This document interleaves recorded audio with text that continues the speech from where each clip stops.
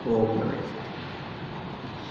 दर्शन विशुद्धि की चर्चा करने के उपरांत हम वापस आ गए हैं शत्र चूड़ामणि ग्रंथ पर। आधे घंटे इसकी चर्चा करेंगे। पेज नंबर 81 श्लोक नंबर 59। और कल कितनी सुंदर चर्चा चली थी। राजा सत्येंद्र रानी विजया को समझा रहे हैं पुण्य क्षीण हो गया है तो पाप का उदय तो आएगा ही।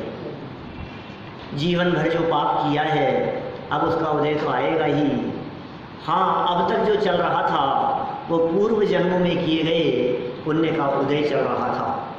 जब तक तेरे पुण्य का बीते नहीं करार तब तक तुझको माफ है अवगुण करो हजार।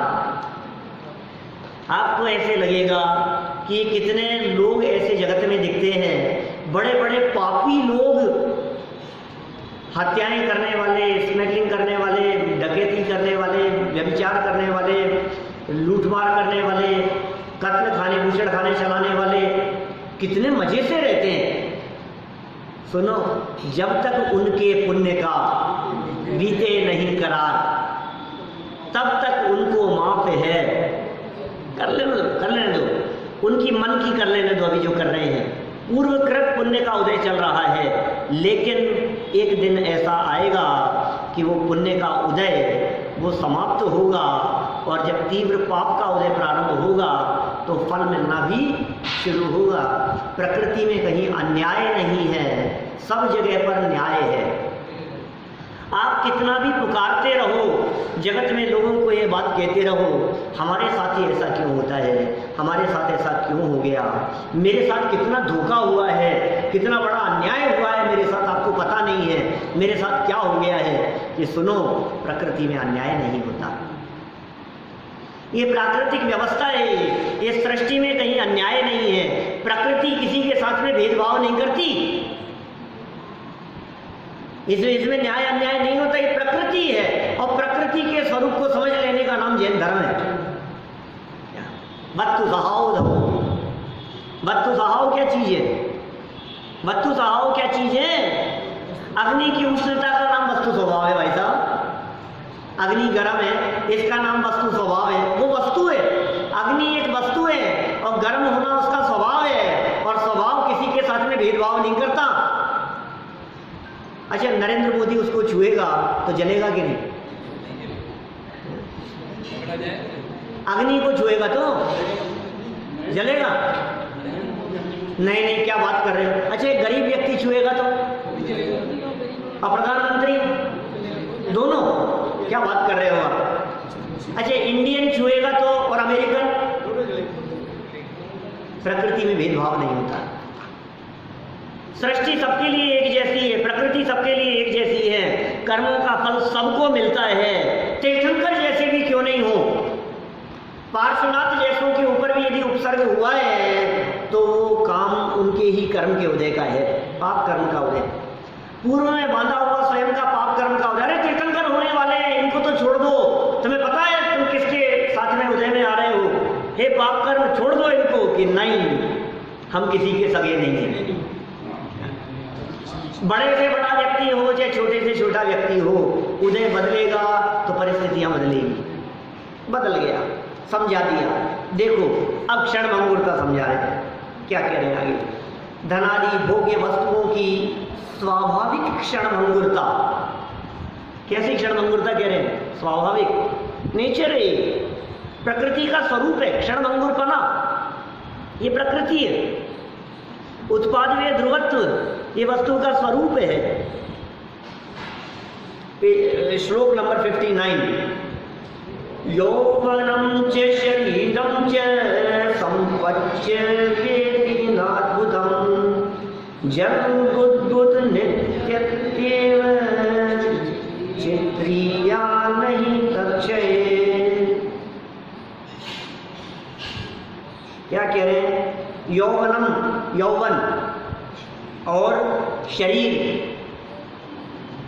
और धन ये सब नाश को प्राप्त होते हैं। यौवन भी चला जाता है, शरीर भी चला जाता है और धन भी चला जाता है। नीतिकारों की बात कह रहे हैं, नीतिकारों की नीति है पानी केरा बुदबुदा अस मानुष की जात, देखत ही छिप जाएगा ज्यों तारा प्रभात। कबीरदास जी की पंक्तियां हैं। दर्शन चलता है कबीर के नाम से अलग, कबीर दर्शन हमारे कोर्स में था। यौवन, इस यौवन को पाकर क्यों इठलाते हो इतना, ये यौवन भी बुढ़ापे का पैगाम लिए बैठा है। ये जवानी है तो बुढ़ापा भी, अरे नहीं नहीं साहब क्या बात कर रहे हो, नहीं आएगा। कि सुनो, जिनका बुढ़ापा नहीं आता है उनकी जवानी में मौत आती है। क्या करना है बोलो, बुढ़ापा या मौत, तो दोनों ही आनी है। किसी के बुढ़ापे के बाद मौत आती है, किसी की बुढ़ापे के पहले मौत आ जाती है। एक क्षण भंगुर है यौवन, ये जवानी, युवा अवस्था, यह भी क्षण भंगुर है। और ये शरीर, यह भी क्षण भंगुर है। और धन, ये भी नाश को प्राप्त हो जाने वाला है। ये धन भी चंचल है, लक्ष्मी चंचल है। ये धन आज तक किसी का हुआ नहीं है। आज किसी की जेब में तो कल किसी और की जेब में, 10 मिनट बाद किसी और की जेब में चला गया।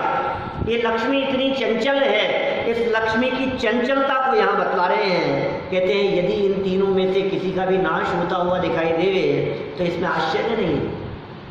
अरे अरे क्या हो गया, 15 साल का बेटा मर गया उनका, ये क्या हो गया, आश्चर्य नहीं है। 9 द्वारों का पिंजरा तामे सुआ समाए, उड़वे को अचरज नहीं, अचरज रहवे माए। क्या सुनी, सुना के चंद 9 द्वारों का एक पिंजरा है, 9 दरवाजे हैं उसमें, और उसमें एक पैरट बैठा हुआ है, तोता, पोपट कहते हैं गुजराती में। 9 द्वारों का वो पिंजरा है और उस पिंजरे में एक तोता बैठा हुआ है और उसके 9 के 9 दरवाजे खुले हुए हैं। तो कवि ये कहता है कि उसमें से यदि वो तोता उड़ गया तो इसमें कौन से आश्चर्य की बात है। उड़वे को अचरज नहीं, अचरज रहवे माए, वो बैठा कैसे है, इस बात का आश्चर्य है। सब समझ में आ रही है बात क्या, ये किस लिए कही है ये कि सुनो, शरीर में भी 9 द्वार है, 9 द्वार भये घिनकारी। इस देह में आंख नाक कान आदि ये 9 द्वार हैं। और ये 9 के 9 द्वार जिनमें से अंदर देह की अपवित्रता बहती रहती है, इनमें एक आत्मा रूपी पैरट बैठा है। तो कहते हैं यदि ये इसमें से निकल करके उड़ गया तो कोई आश्चर्य नहीं है। आश्चर्य तो ये है कि ये शरीर में बैठा कैसे। मर जाने में आश्चर्य नहीं है, जिंदा रहने में आश्चर्य है। प्लेन क्रैश हो गया, क्या ओहो क्या हो गया कि सुनो, हजारों लाखों पुर्जे थे, उनमें से कौन सा ढीला हो जाए।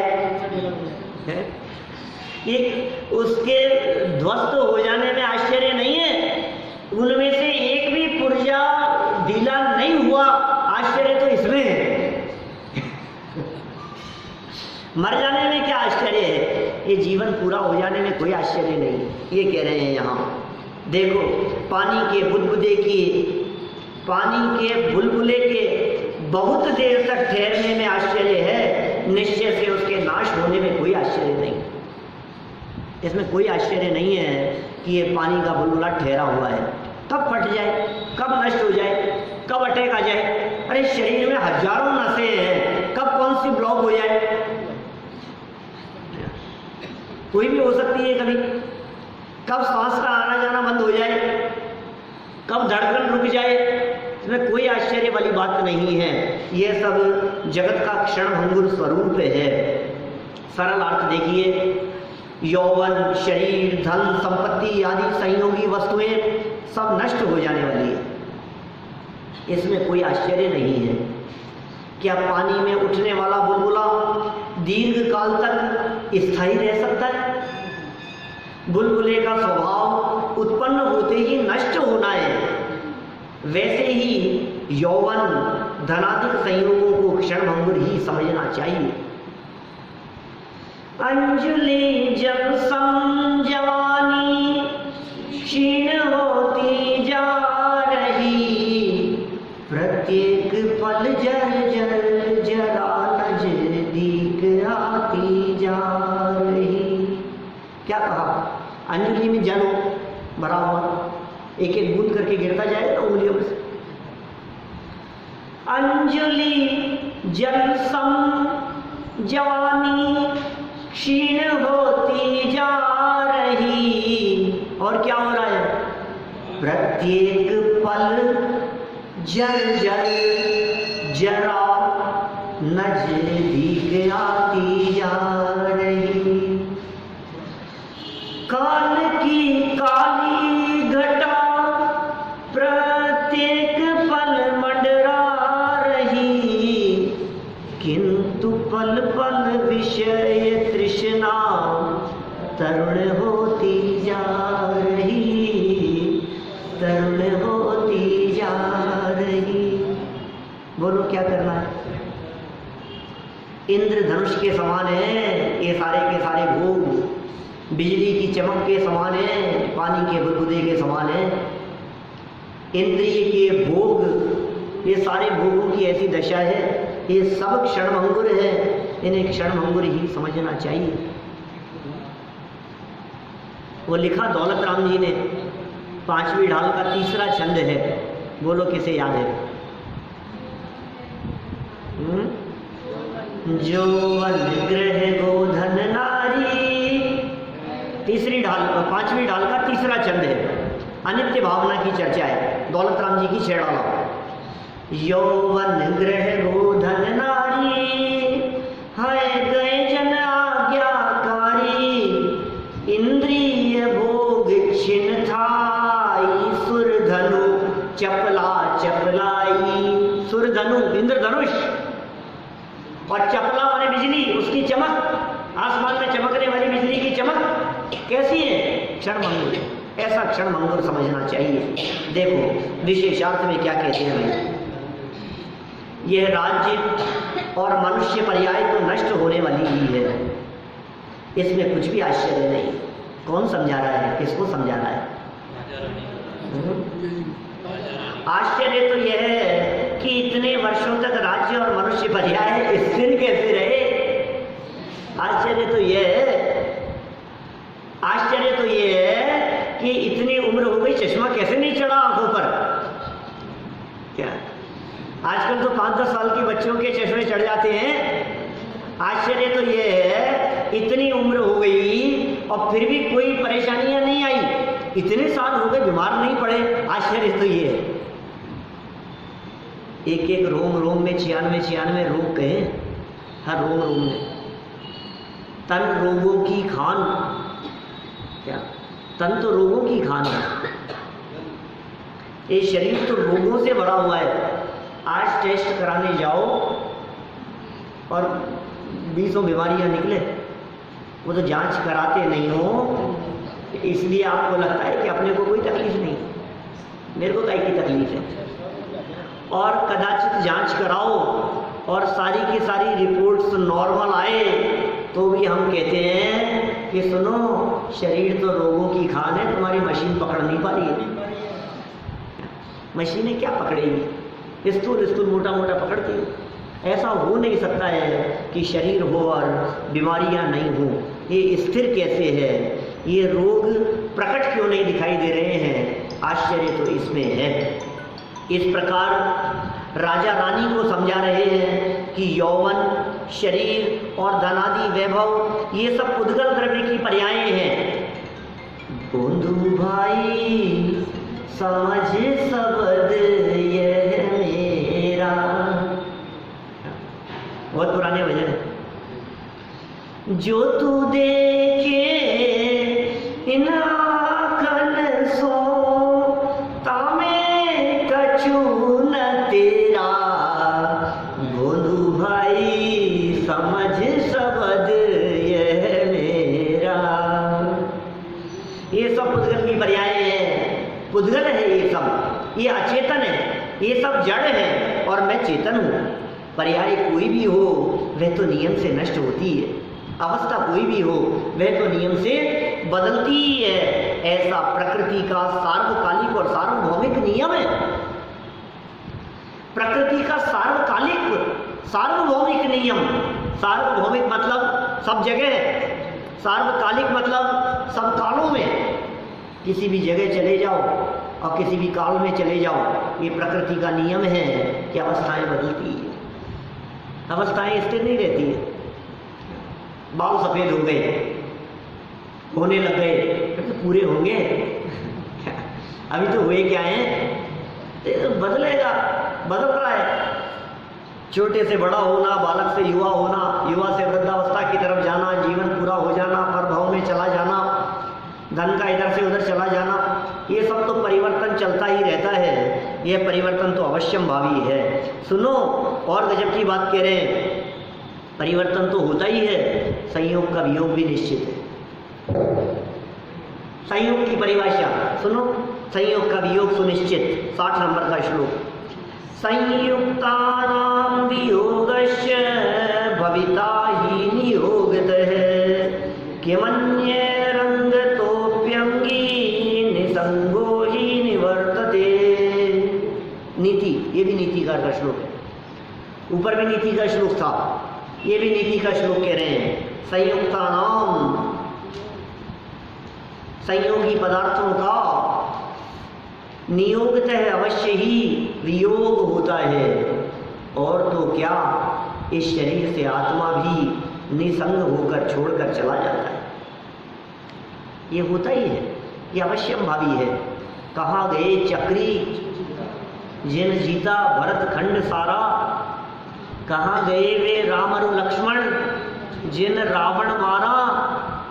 जहाँ कृष्ण रुक्मणी सतभामा अरु संपत्ति सगरी, कहाँ गए वे स्वर्ण महल अरु सुवर्ण की नगरी। बोलो, नहीं रहे वे लोभी कौरव जूझ मरे रण में। बोलो, कैसी कैसी बातें कह दी है। ये सब जगत के क्षणभंगुर स्वरूप को बतला दिया है। कल जुबा जुबा के किस्से थे, आज एक खंडहर के हिस्से हैं। जग के वैभव का हाल है ये, सब जीते जी के किस्से हैं। ये जगत के वैभव का ऐसा ही हाल है। ये विचार चिंतन करे तो आकुलित ना हो, ये विचार चिंतन करे तो सहज और शांत रहे। ये महाराजा सत्येंद्र विजया रानी को समझा रहे हैं, ये जगत के वैभव का हाल है ये। अरे वो छोड़कर चले गए, ये छोड़कर चले गए, उनका वियोग हो गया, ये मकान चला गया, ये गाड़ी खराब हो गई, ये टीवी खराब हो गया, ये फ्रिज खराब हो गया, ये मोबाइल टूट गया। अरे सुन, ये देह में से आत्मा चला जाएगा, उसका विचार नहीं है तुझे।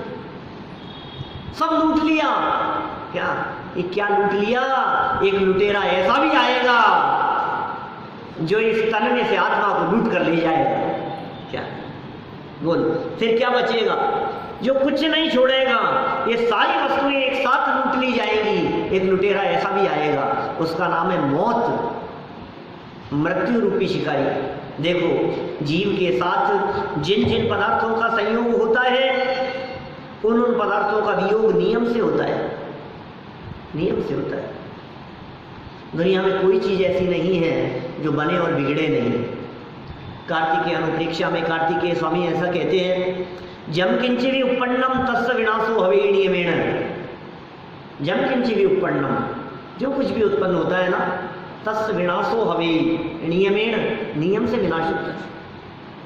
जिसका जन्म हुआ है उसका मरण नियम से होगा। जो वस्तु बनी है वो नियम से बिगड़ेगी, जो उत्पन्न हुई है वस्तु उसका विनाश नियम से होगा। ये प्रकृति का स्वरूप इसी प्रकार का है। कोई चीज़ परमानेंट नहीं होती। अरे नहीं, परमानेंट, परमानेंट है साहब, परमानेंट। अपनी टेम्परेरी लाइफ में हर चीज़ परमानेंट तलाशता है। परमानेंट चाहिए, ड्यूरेबिलिटी कितनी है? लाइफ टाइम गारंटी वारंटी है, लाइफ टाइम। अरे लाइफ ही परमानेंट नहीं है, लाइफ टाइम की किसकी लाइफ की बात कर रहे हो आप?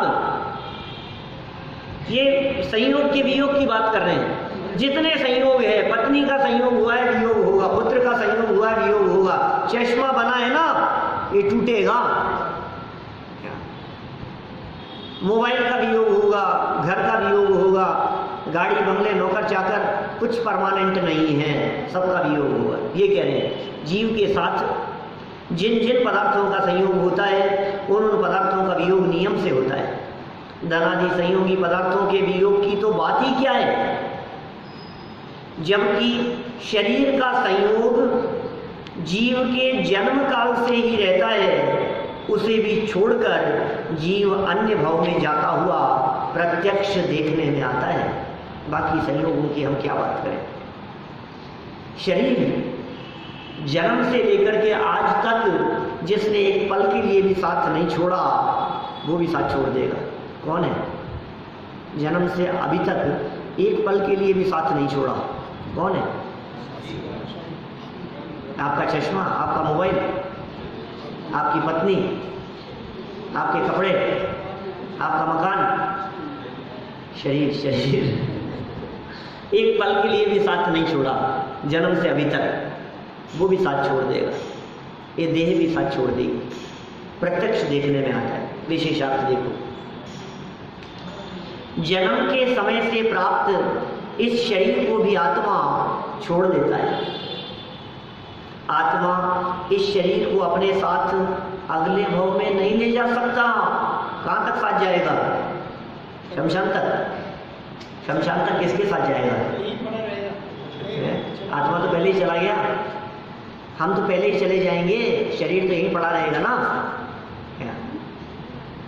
क्या कह रहे हैं देखो, आत्मा इस शरीर को अपने साथ अगले भव में नहीं ले जा सकता, अथवा इस शरीर के साथ स्वयं नहीं रह सकता। ऐसा ही प्रकृति का सहज स्वाभाविक नियम है। इस वस्तु स्थिति पर विचार करें तो जब शरीर का वियोग होना निश्चित है तो उनके वियोग का दुख कैसा। वाह, देखो ज्ञानी कैसा विचार करते हैं। आप बुरे से बुरे होने की पहले ही कल्पना कर लो,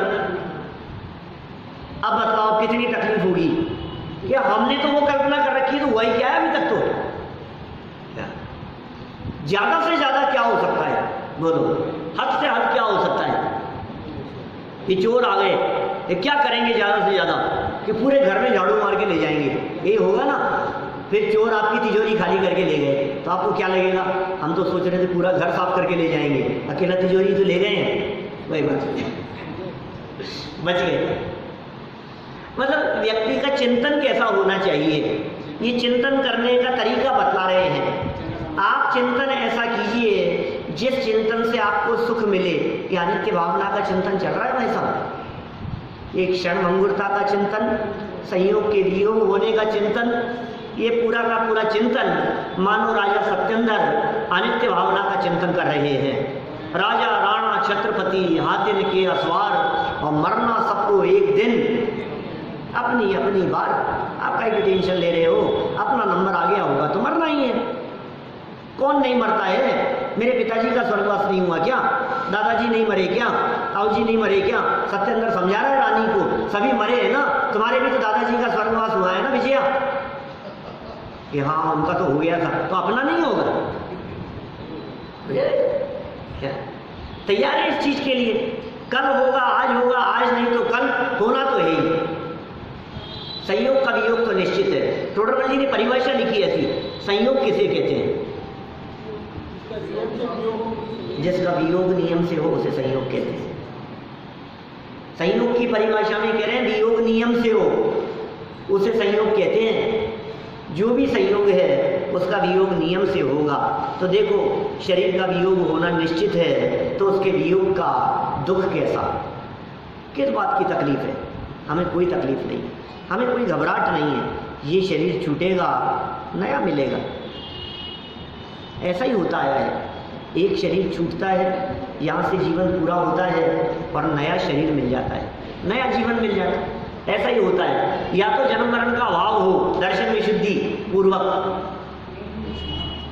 जन्म मरण का अभाव हो जाए ताको आवागमन न हुई, और यदि वो नहीं है तो फिर आप कुछ भी करते रहो, दुखी होने के अलावा कुछ नहीं मिलेगा। देखो, आपका और मेरा संयोग तो इस मनुष्य भव की यौवन अवस्था में हुआ है। शरीर का और मेरा साथ तो जन्म से है, लेकिन पत्नी से कह रहा है सत्येंद्र, तुम्हारा और मेरा संयोग कब हुआ? बतलाओ भैया, कितने साल की उम्र में?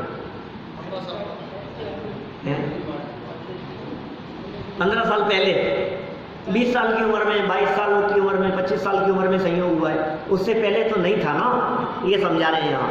अतः आपका और मेरा वियोग तो होगा ही। अपना तो ज़्यादा पुराना संयोग नहीं है, युवा अवस्था में विवाह हुआ था, ठीक है, तो विवाह हुआ था, अवियोग भी होगा। परस्पर वियोग न हो यह विचार ही वस्तु व्यवस्था के विपरीत है।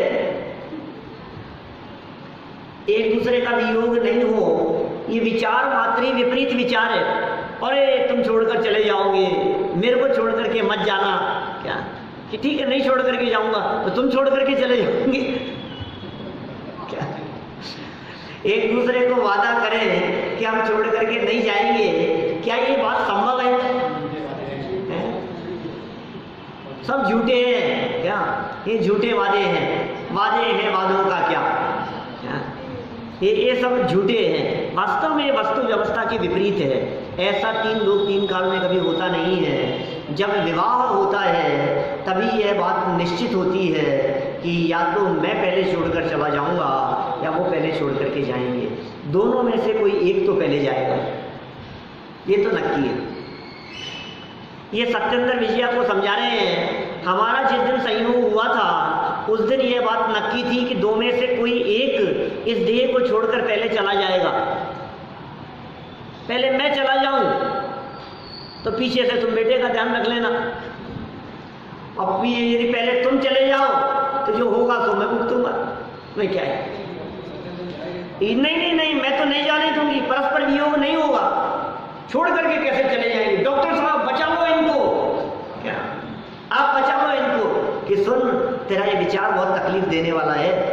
वस्तु व्यवस्था के विपरीत यह विचार है, विचार ही गलत है, विचार ही खोटा है, चिंतन ही गलत चल रहा है, ये सोच गलत चल रही है। सोच बदलो, वस्तु की परिणामन व्यवस्था को बदलने की ताकत किसी में नहीं है।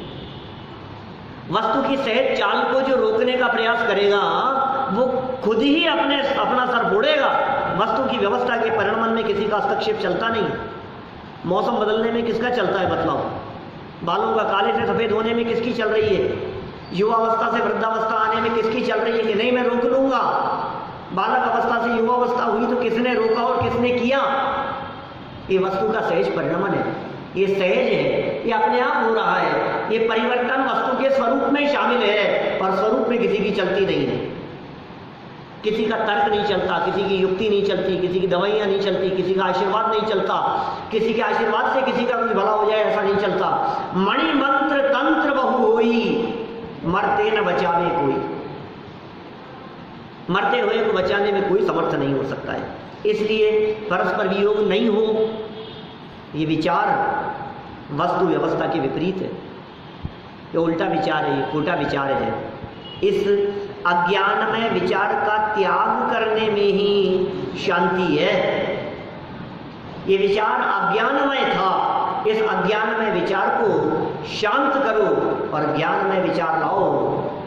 मरना सबको एक दिन, अपनी अपनी बात। जीवन पूरा होने का यदि काल आ गया है कोई बचा नहीं सकेगा। अंतिम पंक्तियां पढ़ करके बात पूरी करता हूं। जिंदगी एक पल कभी कोई बढ़ा नहीं पाएगा।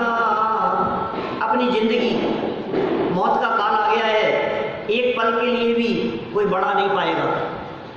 जिंदगी एक पल कभी कोई बढ़ा नहीं पाएगा। रस रसायन सुत सुभट कोई बचा नहीं पाएगा। सत्यार्थ है बस बात यह, कुछ भी कहो व्यवहार में, जीवन मरण अशरण, शरण कोई नहीं संसार में, कोई नहीं संसार में। इस प्रकार राजा सत्येंद्र विजया रानी को समझा रहे हैं कि सुनो, ये सब अशरण है, संसार में कोई शरण नहीं है। यदि संसार में शरण खोजने का प्रयास किया तो अशरण बने फिरोगे, और जिसने अपनी आत्मा की शरण ली वे पंच परमेष्टि पद में शामिल होकर परम गति को प्राप्त हो जाएंगे। इसलिए सदा सदा के लिए अपने स्वरूप का स्मरण करने का प्रयास करें, तभी वास्तव में निर्विकल्पता आ सकती है। जो उपदेश राजा सत्येंद्र ने रानी विजया को दिया, वो उपदेश यहाँ वादित सिंह सूरी आचार्य देव ने हमको भी दे दिया। हमें भी ये शिक्षा अपने जीवन में लेनी चाहिए। इसी भावना से बात को यहीं